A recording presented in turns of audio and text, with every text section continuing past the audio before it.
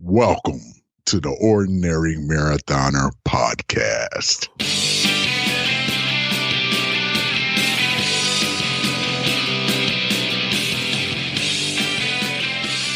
Hello and welcome to the Ordinary Marathoner podcast. My name is Coach Scott. I'll be your host today. Guys, I got a great podcast for you today. I got a great guest sitting right beside me. I'm going to introduce him in a second. As always, you can find this and all the back episodes of our podcast at our website, ordinarymarathoner.com. You can also find us on YouTube, the Ordinary Marathoner YouTube channel. Do us a favor if you're on the channel, if you're watching on YouTube, do us a favor, hit that subscribe button. It really helps us out. I'm not going to waste too much of the time on the intro today. Don't want to be rude to my guest. Interesting story how we got him here, but we'll talk about that in a second. Let me introduce him, Kevin Coughlin. Welcome to the show. How's it going? It's really nice to have you. So Kevin is a friend of Noah Cass. Yes. Noah was on the podcast probably about a month ago, sitting in this exact chair, and told us an amazing story about his documentary and his filmmaking, of which you were a co-star. Yes. Yeah. So how did you find all that experience with being in the movie and sort of helping him out on that project? Yeah, it was amazing.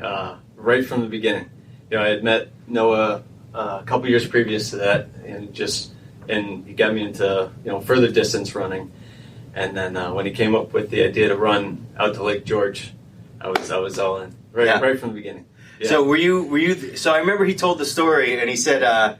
He kind of announced to you guys that he was going to do this. Yeah. Now, were you the guy that said, I have to do it too? Were you the next guy? Yeah. Because then there was a third guy that was like, well, now that you guys are doing it. Yeah. So you were like that guy that they say the second guy is the guy that leads like the brigade, right? That's the second person is the most important. So now do you think he would have made the documentary if he did it by himself, or do you think? Yeah, I think so. Yeah. That whole story's pretty amazing. It is. So it is. Just being a little part of it was great for me, and the amount of support I didn't realize that they're going to have up at Lake George for Eddie, and not only that, but for us. Yeah. Like my family drove hours to get there. Yeah. Timmy's family drove up there. Noah's family drove up there, and then the whole town. Their sports teams running with us. Let's be honest here. You can't really complain about a 4-hour drive after you guys spent a little more time to get there. Like 2.5 days. Yes, I know, but still, like the emotion that came on at the end of that. And so some of my guests, they come on and we chat and we put out the podcast, and I kind of don't hear from them again. But Noah's been one of them where I kind of. We stayed in touch ever since the podcast, and we're working on a couple things together too, which is really cool. Yeah. And he said to me, you got to have my friend Kevin on the podcast. He's working on a lot of things. He's got this crazy story about your adventures. So you ran to Lake George, an incredible feat of itself, right? 140 plus miles, 2.5 days. Now, some people when they do something like that, they say that was wonderful, but I'm done. Yeah. And they call it quits. Others find new and amazing challenges, and you, I think, are one of those. Yeah. Why don't you tell us exactly what happened after that race and kind of how it led you to do the things that you're doing now? Yeah, and it really was that last day of that run that changed it all for me and planted that seed in my mind and inspired me to start our own nonprofit. And which is something we have in common. Yes, which is great. So I let it just sit in there for a while, about a year or so, and then I'm like, I really got to do something about this now. I wanted to do it. My wife was all in. So, we just started looking around. I messaged some people through Facebook and that kind of stuff, and a family member sent me somebody they had known in Connecticut, which I thought was perfect. That's where we were at the time. So this little boy has osteogenesis imperfecta, which is brittle bone disease. And he was 4 at the time. And insurance is always a battle, how that goes. So they really wanted to give him some independence and change some things in the house for him to get around in his chairs and ramps and those kind of things. So I said, this is great. This is what I'm going to do. And so I started reading the kid's story. And it turns out I knew the father from when I was about 15, 16 years old. Wow. And we lost touch, and been about 18 years since we've been in contact. So I reached out to him. I said, I'd love to help you out. I'm in the process of starting a nonprofit. Would you guys be interested? And they were overwhelmed. So in 2020, we had it all set up, and I ran around the state of Connecticut over the course of 6 days, about 240 miles I did. Wow. So you took basically a similar concept to what you did in Lake George, and you just expanded it and went even further. And man, I tell you, I don't even like driving from like Enfield to like, where's that IKEA? New Haven. No, I don't like driving there either. But to run around the state 6 days, you wind up doing that, you said that was 2020? Yep. Yeah. And then, so I mean, how did you train for it the same way? Did you very similar? Did you feel like you needed to do more since there's more distance, or? Yeah, I think a lot of it is just mental at that point. As long as I was staying consistent, in my mileage week to week, I was okay. So that was pretty much about the same. So when you I'm trying to think of the logistics of trying to run down. I mean, that's like this street and down this street. Do you make what? I mean, how did that work out? So I hired a buddy of mine to go out a few weeks before, and we would go do recon in a couple different areas, the places we didn't know in the state, and it was kind of like the best roads we could get on the border. You know what I mean? Right. The safest and.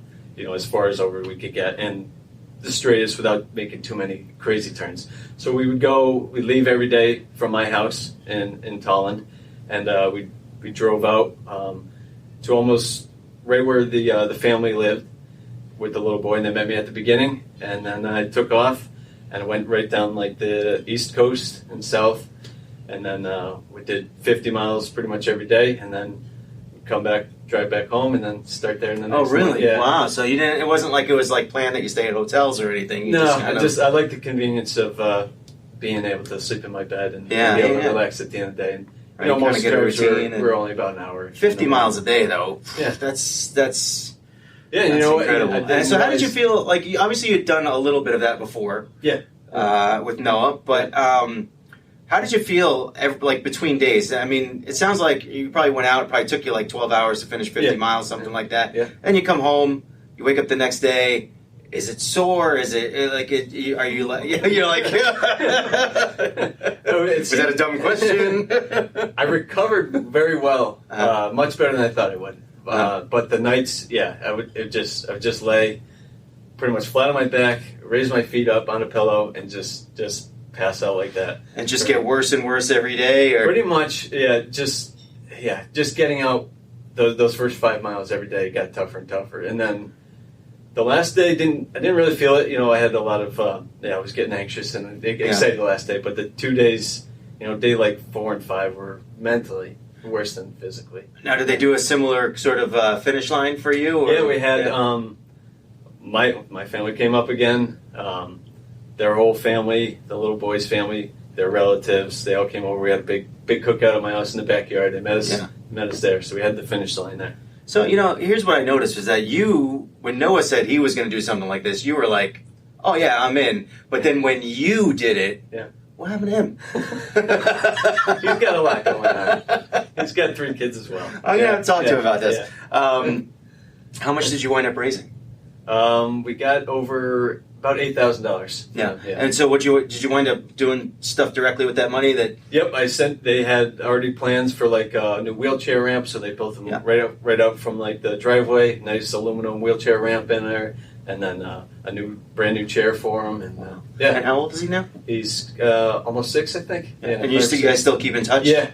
That's awesome. I always check in on him. That's awesome. Doing well. Now, I feel like you have more adventures to go, though, beyond that. So that was 2020. Yeah. You did this run around Connecticut. Now, was this like in the beginning of the year? Was this was middle of COVID? September. So middle of COVID, kind of like things going on. Did you have to run with a mask? I didn't have to run with a mask because I was by myself. Yeah, so like our town has had like different iterations of rules, and there was certainly a stretch of a few months last year that, that was 2 years ago, I guess, that on our running path outdoors, even if you're by yourself, there were signs, you must wear a mask or else and I remember the first time I went out there and I didn't know that was a rule, and I saw the mask, and then I saw people running and kind of giving me the eye of like, and I'm like, oh great, they're going to call the cops. But that didn't happen. But Connecticut and Massachusetts similar politically, I think, and probably same rules. But it was good that you didn't have to wear that. Yeah, we were nervous about having the party. That's what we said. We're playing outside, and it was just our family. But right. And at that time, I think things had opened up maybe in a window, and we were able to do it outside. To get it done. Yeah. So, all right. So, what's happened since then? I mean, you got that done. I mean, it sounds like you and your friends are like adventure hounds. Yeah. But I know that there's a camper involved. I know that there's travel. Fill me in. Yeah. Because there's more. This is just the beginning. So the beginning of when COVID hit in 2020, early 2020, we already had ideas to, sell the house maybe and do a big adventure. Yeah. So in March, I think I was furloughed from work, and I said, okay, I don't know what's going to happen back at work now. I don't know. I don't know if they're going to be open back up or anything. And we already had the idea, so we said, all right, let's finish all the projects in the house.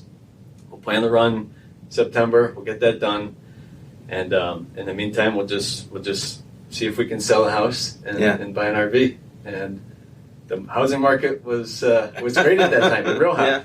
So every night I'd come home, we'd work on the house, put a new deck on. We were in the middle of knocking down walls, painted all the walls, fixed all that, got it looking nice, and sold pretty quick. Yeah. Wow. And so when was this? When did that happen? So we put it on the market in September, right before the run. Okay. Yep. Just this past September? September of 2020. Okay. Yep. Before the run. Okay. Yes, right then. And then we closed shortly after the run. We closed in November. We found a big motorhome down in Pennsylvania. How many kids do you have? We have 3 kids and a dog. Yeah, in there. That's some tight spacing. That's why we try and stay warm. Yeah. I was going to say, you've got to be like sort of a minimalist. Did you have to get rid of a lot of stuff? Oh, we were happy to. Yeah. Yeah, it felt great. Yeah. We said just sell I brought you through my house, and it's like a bunch of landmines around here, and I feel like I could use some of that minimalism. Yeah. But how did that go? Great. It felt great. Just big garage sale, or what'd you do? Yeah, we at the beginning of it, we were trying to sell a marketplace and in the front yard and all that, and then we kept a few sentimental things. We have a storage unit in Connecticut, and then everything else as it would get closer and closer to the time to leave, stuff would just end up on the street. Yeah, it was great. Incredible. That's so you got the RV in Pennsylvania. So you had to, obviously So you leave the house, you start driving to Pennsylvania with all your stuff, probably? Yeah, my parents left over? Yeah, I have a lot of family in Pennsylvania, Maryland line. So we stayed there and got the RV there. And took off from there, straight to Florida. Man. That's So was there any plan involved from there? Or is it just wanted to go tour around? Obviously, kids with school. What did you have to do? Yeah. So we had to take the kids out of school and homeschool them. Yeah. They were, I think at that time, they weren't going to be going back to school anyways. They were going to start on remote. Yeah. So we said, let's just remove them. We'll get their curriculum, and we'll start that way anyways, and then we'll see how things line up. And lined up okay. It was a rough start. But, so that's a crazy adventure. And then, now, did you keep running? And was it part of the adventure, or was it? Yeah. I'm big into trail running, so I follow all those big trail running scenes out in the West and that kind of stuff. So I was excited to hit new trails. Did you wind up heading out there too? We made it through Texas and Arizona. We spent about 5-6 weeks in each. And wow. Yeah, we're trying not to rush through anything. So did you know people in each spot? Like, did you just plant yourself? When we started, we were total newbies. I mean, we've been following some people on YouTube and that kind of thing, but total newbies. And we learned a lot this past year, and we've met a lot of families down in Florida last year. That seems to be where everybody congregates in the winter. So we've learned a lot. And so you traveled around a whole bunch of different states, and now you found yourself back in Connecticut, which is why we were able to get you here. Yeah. Thank you, by the way, for making time for us. Yeah. How did you wind up getting back here, and are you going back out? I mean, it sounds like talking to you like you're heading back out. My wife's family's up here in Connecticut, so we came back for the holidays, and then then we'll go back down to Florida and kind of wait till things warm up around there, and then we'll pick our next adventure to go. We're not ready to stop. Any more running plans for you, or? Yep. So January, about 10 days from today. So January 13th, we're starting a 500-mile run, 50 miles a day for 10 days. So this is kind of extending on what the last one you did. Yeah, you know, I see a pattern here. Like I see, it's going to 5,000-mile run one day. No. It's going to stop. But I found with Noah's run, the first one, over those 3 days, you know, things really picked up with funding and people talking about and spreading the word. So by the end of that, you know, people were really interested, and you know, we were getting a lot of donations. So on the 6th day by myself, the same thing. You know, things really picked up. So I'm hoping 10 is. 10 is it. 10 is I don't a big want to do one. any more than that.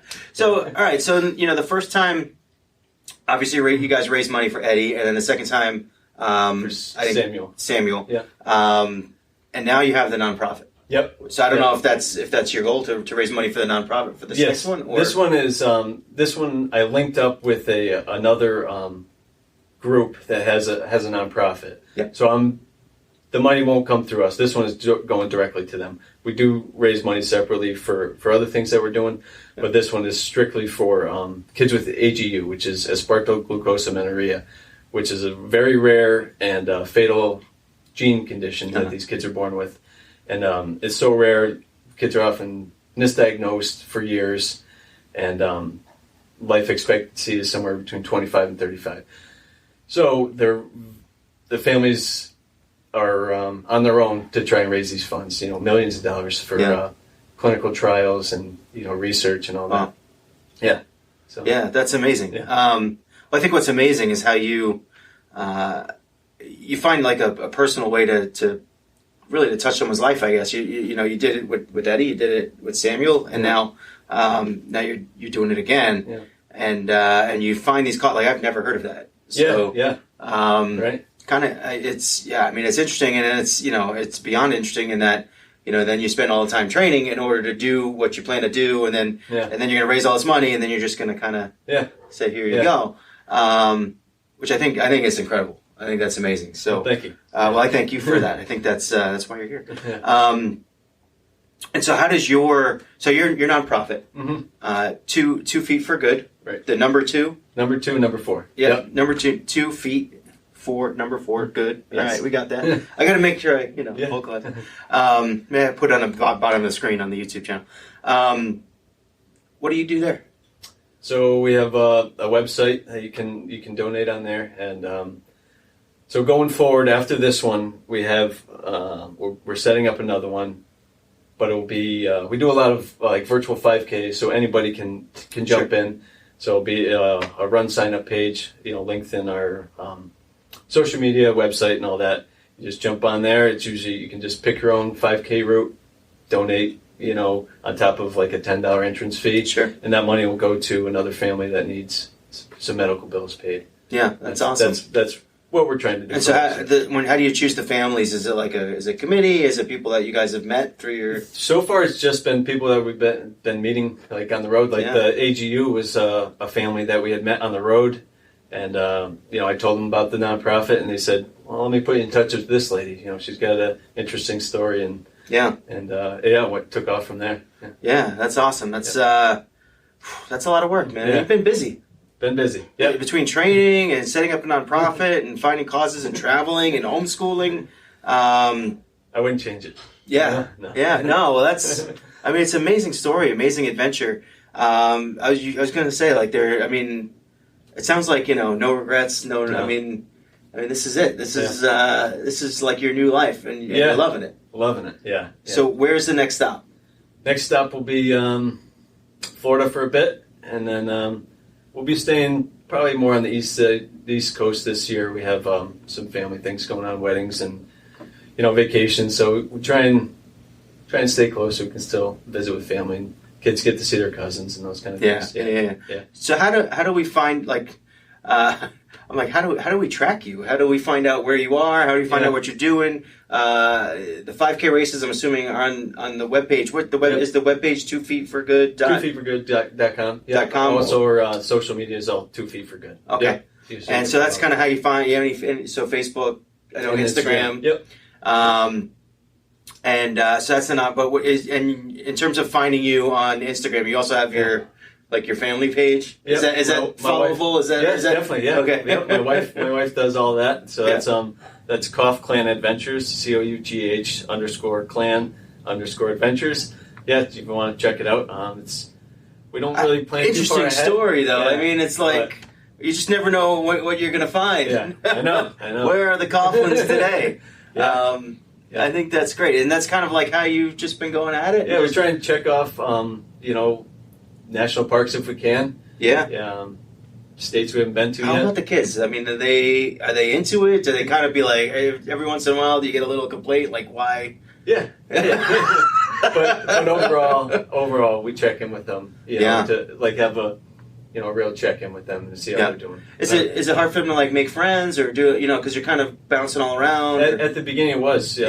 Kids have my shyness and kind of introverted, but it's given them a lot of confidence. Yeah. You're only at a park maybe 2-3 weeks, and when you get there, there's already kids out there playing. So they realize very quickly if they want to get out there and play, they just got to get out there. Just got to do it. Yeah. Just got to do it. Yeah. And you find a lot of other families in the same situation. Is it? Yeah, it's weird when we pull ourselves out and we come inside of a home for a couple weeks, and then we're like. When we're in the world, that's all we see is just families traveling or retirees traveling together. So we've met a lot of families. Sure, some 5-6 years have been on the road. That's awesome. I got to tell you, I'm really impressed with the sense of adventure and risk, and I wish I had the nerve. It wasn't easy, and there was a lot of things that that pushed it to this point. Yeah. I tell you, so over the years we've had a lot of folks come on the podcast, and I got to say that this is I think it's a unique story. Yeah. I don't think I've talked to anyone that's done exactly what you've done and how you've developed your plan over the last few years. Yeah. But you do talk to some people who take a lot of adventures, a lot of I've talked to people who have ridden their bikes coast to coast, or run coast to coast, or walked coast to coast, and done a whole try to climb the 7 peaks, and. I don't know that I've ever interviewed anyone that has said, I really regret doing this crazy adventure. Yeah. And I think there's something to that. I think there's risk worth taking at times, and to to have the experiences that you wind up having. Yeah, it kind of started a few years back. A buddy of mine and my brother-in-law, we would take fly fishing trips out west or Alaska, and I was like. This is, it's just beautiful. These mountains are crazy. The rivers, the forest, and I said, I got to show the family this. There's no other way to do it. I got to bring them out here. The pictures didn't do any justice. So that was another. That was it. Yeah. And you're kind of like in that way. You're kind of like, even if they complain from time to time, you're kind of sharing those experiences and the things that you deem to be important with your children. Yeah. Just that way. Yeah. So. All right. So anyway, I think your story's great, Kevin. I think it's amazing. It's amazing. It's courageous, adventurous, and I commend you for it. I commend you for the risk. Yeah, thank you. We hear that a lot, but like I said, we're in that world with all the people that have done this, similar thing. So. Right. But still, I couldn't do it. But like I said, it's like everyone I know who's done stuff like that. Yeah. They just the stories are amazing, and there's never any regret. Yeah. So take risks, guys. Mm-hmm. Go out there and earn that adventure. Absolutely. Yeah. Do we miss anything? Anything in terms of the nonprofit, especially, or anything along the way? I don't think so. Yeah, just keep an eye on the nonprofit. Check out the website, and we do more updating on the social media. So, like I said, January 13th through the 22nd, I'll be out running. Yeah, we'll attach some links to the story as well to our YouTube comments and stuff like that, so that people can go out and check it out for themselves. Yeah. Thanks so much for coming. Thanks for having me, man. Awesome. This is great. All right. Kevin Coughlin, ladies and gentlemen. That's all we got for today. We're going to wrap it up here. Looking forward to doing another podcast later this week. I owe you guys a New Year's resolution special. I do that every year. So we'll wrap that up. We'll get that together by the end of the week. And remember, every day is an ordinary day unless you make it extraordinary. You've made a lot of days extraordinary, it seems like. So thank you. Thank you.